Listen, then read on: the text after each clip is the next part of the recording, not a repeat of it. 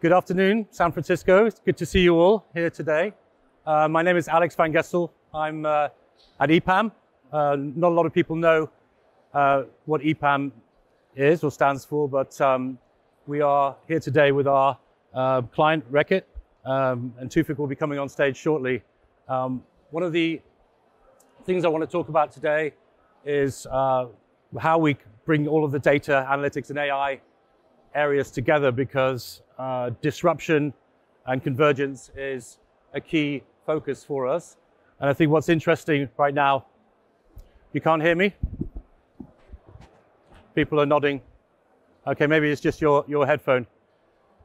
So what I want to talk about a little bit is around the convergence of all of these different areas of data and AI, between data science and AI, artificial intelligence, in terms of what's happening with our clients. And there's a lot of different use cases that we're working through.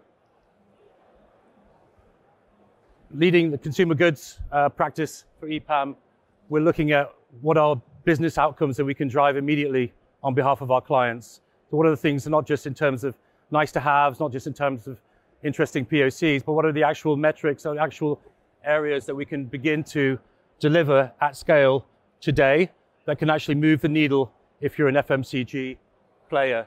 And we've kind of broken it out into 8 distinct areas, from consumer marketing and acquisition, experience management, merchandising, sourcing, consumer service, strategic planning, fulfillment, logistics, and enablers to the organization as well, which includes OCM. And as you can see, not all of these things we believe are ready right now. The areas that we've deployed for a number of our clients, including Reckitt, are in the gray boxes. So things obviously like activation around consumer engagement, competitive intelligence, personalization, etc. In merchandising, category management, pricing and promo, these are all areas that can happen today and can happen at scale. And then the areas in pink are the things that we believe are really 18 months, 2 years away from being really scalable, although we're kind of already beginning to test what we can do in that space. What we all know is that AI is here to stay. AI is being embedded within all of the big CPGs and is beginning to scale across the organizations as well as across markets. But adoption is key, and making sure that we organize ourselves in the right way is really, really important.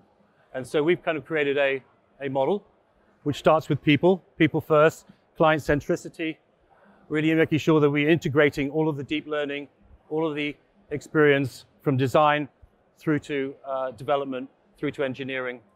And then from that, we have the processes that establish the governance, the AI governance, making sure that it's responsible, making sure it's delivered in the right way, that's adopted in the right way, workflows, insights, and innovation pipeline, not just innovation for the sake of innovation, but innovation that can be deployed, that can generate real business outcomes with our clients. And then around that area are the disciplines powered by business applications, and obviously ensuring that we've got best-in-class partners, best-in-class platforms in order to deliver those things sustainably.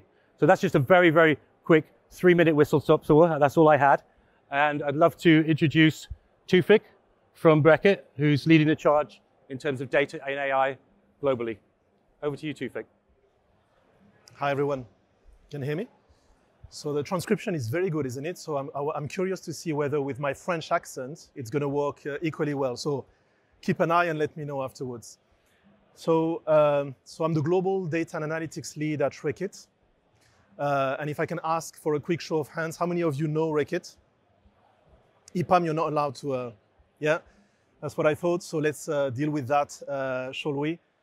So we're a consumer good company. Maybe you'll recognize some of the brands at the bottom of that screen. 3 main product categories: hygiene, health, and nutrition. And as you can see, it's actually a pretty good scale. 30 million products sold daily, presence in 60 countries. So as you can imagine, from a data and analytics space, there are some pretty good challenges that we've got to deal with. My team was formed in the second half of 2022. Before that, there was nothing intentional about data at Reckitt. And since 2022, since the back end of the 2022, we've got a strategy and a roadmap that we are executing. We have a pretty decentralized delivery engine at Reckitt. The main goal and mission of my team is to enable scaling. And we do that by focusing on 4 foundations: technology, data governance, operating model, and people and skills.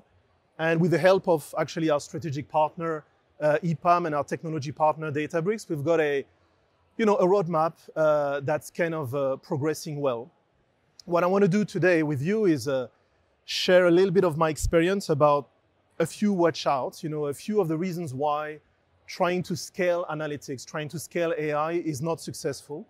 I'm sure you've heard about many of those reasons. Today is just about my kind of take on that. There are 3 things that I want to talk about in those 14 minutes that we've got together. Talking about value first, because it all starts about value. Touching on operating model, touching about governance, and finally technology. Today is about tech, so we'll finish about that. What about value? So there are many organizations who are very good at implementing a lot of proof of concepts. I've got that expression, the C of POC, hence the image, having a lot of proof of concepts. And many of you have seen the numbers online, 80%, 90%, or whatever the research is, of all those proof of concept never see the light of production. Some of you will remember the old joke, AI stands for almost implemented. And why is it the case? Why do we have so many POCs that don't go live? And my contention is it's nothing groundbreaking what I'm going to talk to you about today. But it's not about technology. It's about value. Many of those proof of concepts in many organizations, you talk to the teams and either they are not able to tell you what is the size of the prize. They've not quantified the size of the prize. Yeah. If they have, it's not material enough. At their level, it's great. They're super passionate and excited about their use case. But at a corporate level, when you have limited capital to invest, actually doesn't make the cut. And if you have quantification and materiality, quite often the track record in terms of value realization is very poor. That is my experience of most organizations I've worked for. Yeah, the discipline, and that's the point that I want to make today. It takes intentionality, it takes discipline, it takes investment to actually do that properly. And unfortunately, many organizations cut corners. I just mentioned 3 examples of critical enablers. One of them is business process management. Today we are scaling a GenAI productivity program at Reckitt. When you do that, what do you want to do? You want to reinvent business processes. You want to reinvent workflows. And doing that without mapping your business processes, without doing time studies, understanding where your people are spending time, without re-engineering your workflows, I mean, how on earth are you going to get to a positive ROI, yeah? The second one is UX. How many organizations you ask them the question and you say, okay, do you have a UX practice? And the answer is no. We develop products, we put them in the hands of the end users, and then we're surprised that it doesn't work, or it makes their lives more complex.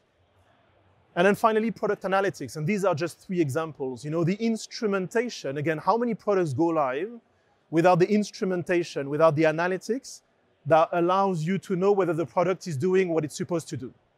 Plenty. So this requires investment, money, skills, building practices. And unfortunately, many organizations, including the biggest, including legacy organizations, simply don't do that. If we talk a little bit about operating model, this is our operating model. More or less, it is the data mesh. Yeah, I'm sure in those next few days, there's going to be some sessions about data mesh. So we have product squads in the middle, between 30 and 40. So it's a distributed value delivery engine. We have agile teams led by product managers. They're organized around domains, marketing, sales, the whole kind of data mesh kind of thing. We have, sorry, you can't see it very well with the transcription, but we have a platform team that is there to meet 2 needs. One is to make the product squads as productive and efficient as possible. And 2 is the point of guardrail. It's the point of where we can implement some controls and guardrails. Yeah. And finally, we have global chapters, data engineering, data science. We attract, retain, grow talent that we can then provide to the squads and provide to the platform team. The two challenges, the two friction points when you try to implement an operating model like that, one is the concept of platform as a product. The platform itself is a product, but the product team is a team of engineers. It's one step removed from the end user, the products that are built by the product squads, yeah? And so it is 10 times harder to have a product mindset in an engineering team than it is in a typical product squad. At least that is my experience. And you can do a lot of upskilling, you can try to do that. My advice would be to actually bring a product manager by trade, someone who doesn't necessarily know anything about platform engineering, and to use that to impart best practices, so that that team are doing what you want them to do, which is to build a platform in a user-centric fashion, and not to build a platform like, I know what it is. I'm a tech person. I know what it should look like. The second complexity is to do with standards, center of excellence. When you have a highly distributed delivery engine, dozens and dozens of squads, the ability for you to formalize your standards in the center, to do efficient change management, and to then measure, whether your squads are following the standards. Sometimes they have to comply with the standards. We're talking about cybersecurity, we're talking about cost efficiency. It is not a choice. You want them to comply. The ability to do that at scale is non-trivial. And if I take an example about the GenAI productivity initiative I mentioned, we are configuring Databricks RAG Studio at the moment.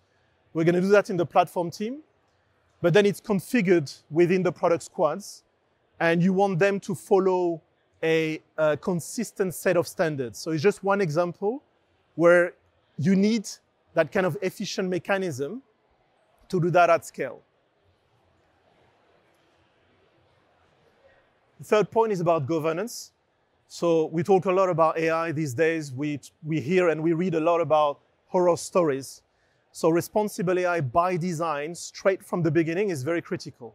Again, that GenAI productivity initiative, I was showing you the governance slide where you see all the work streams and how we're governing that initiative.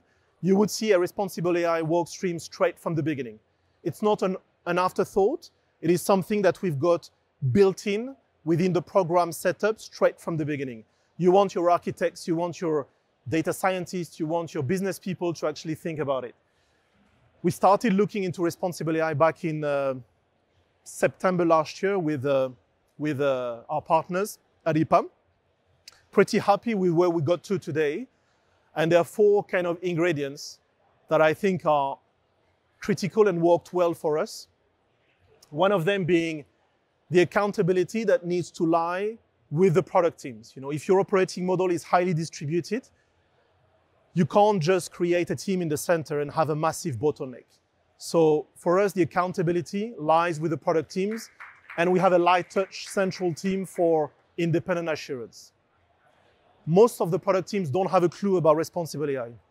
Yeah, let's be honest. They don't understand what are the typical risks, what are the typical mitigations and controls. So 80% of our responsible AI program is about training. Yeah, training, training, training. You also need, as boring as it can sound, as it is, you also need a very well-constructed standard operating procedure. You can't do without that. You need people to be clear about any team wanting to introduce an AI product in your organization. What are the steps that they've got to follow? What are the roles that every individual has got to play so you can safely introduce AI in the organization? And then finally, you need enabling tech. In a couple of years from now, when the regulations are very well established and you get audited, you're going to have to show a place where you have an inventory of all your AI application. Yeah? For many organizations, that is not possible. They don't know. You're going to have to show a place where you have the results of your testing, bias, fairness testing, performance testing, For most organizations, that is not the case. Think about third-party application, it's even worse. Yeah, you buy the product, it's black box. You don't actually have that in your contract with those guys that quarterly they have to do, bias testing and so on and so forth, and you want to see the result. And then, of course, MLOps. If you want to scale responsible AI and not do that fully, 100% manually, you need an MLOps framework. Finally, platform built for optionality. Every single week, there are new LLMs, in the market. Smaller, cheaper, faster, whatever, name them. So you need to build a platform for optionality. A lot of it, you can see Databricks all over the place on this high-level architecture. We are deploying Databricks model serving. For us, it's important that we can make some trade-offs, between different models, quality, cost, and so on and so forth. We are working towards, remember about that highly distributed delivery engine. We want all the product squads to have a 100% understanding of their TCO. They have to care about the value, what I said at the beginning. We want them to have a full understanding of their cost. So having some sort of like basic FinOps capability, fixed costs in the platform, variable costs allocated to the squads is super important for us. Of course, responsible AI. They are, whether it being Microsoft, whether it being Databricks, this is still a nascent space. There is a lot of development in that space. How do you validate your output? How do you fight against hallucination? How do you make sure that from a data privacy or cybersecurity, actually, things are taken care of? So this is a very critical part of what we're doing. And finally, back to the optionality. It's a lot about productivity. It's a lot about workflow and business process re-engineering.